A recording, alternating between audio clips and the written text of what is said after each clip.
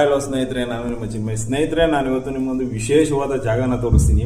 ಈ ಜಾಗನ ವಿಶೇಷ ಅಂತ ಯಾಕೆ ಹೇಳ್ತೀನಪ್ಪ ಅಂದ್ರೆ, ಶ್ರೀ ಸಿದ್ಧಲಿಂಗೇಶ್ವರ, ಯಡಿಯೂರು ಶ್ರೀ ಸಿದ್ಧಲಿಂಗೇಶ್ವರ ಅವರು 12 ವರ್ಷಗಳ ಕಾಲ ತಪಸ್ ಮಾಡಿದಂತ ಒಂದು ಜಾಗನ ತೋರಿಸ್ತೀನಿ. ಇದು ಕನ್ಸ್ಟ್ರಕ್ಷನ್ ನಡೀತಿದೆ, ದೇವಸ್ಥಾನದ ಕನ್ಸ್ಟ್ರಕ್ಷನ್.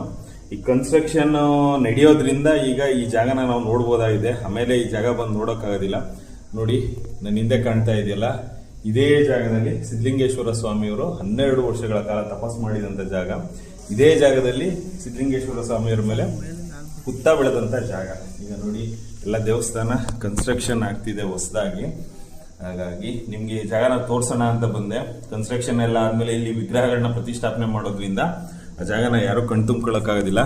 ದಯವಿಟ್ಟು ನೋಡಿ, ಈ ಜಾಗ, ಇದೇ ಜಾಗದಲ್ಲಿ ಸಿದ್ಧಲಿಂಗೇಶ್ವರ ಸ್ವಾಮಿಗಳು 12 ವರ್ಷ ತಪಸ್ ಮಾಡಿದ್ರು. ಈ ಜಾಗದಲ್ಲಿ ಹುತ್ತ ಸುತ್ತ ಬೆಳೆದಿತ್ತು.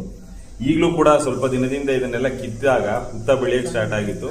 ಮತ್ತೆ ಅದಕ್ಕೆ ಭತ್ತ ಮರಳುಗಳನ್ನ ತುಂಬಿ ದೇವಸ್ಥಾನ ಕನ್ಸ್ಟ್ರಕ್ಷನ್ ಆದ್ಮೇಲೆ ಅದು ಕೀಳಕ್ಕಾಗಲ್ಲ ಅಂತ ಭತ್ತವನ್ನ ತುಂಬಿರೋದ್ರಿಂದ ನೋಡಿ, ಈ ಜಾಗ ಪ್ರಶಾಂತ.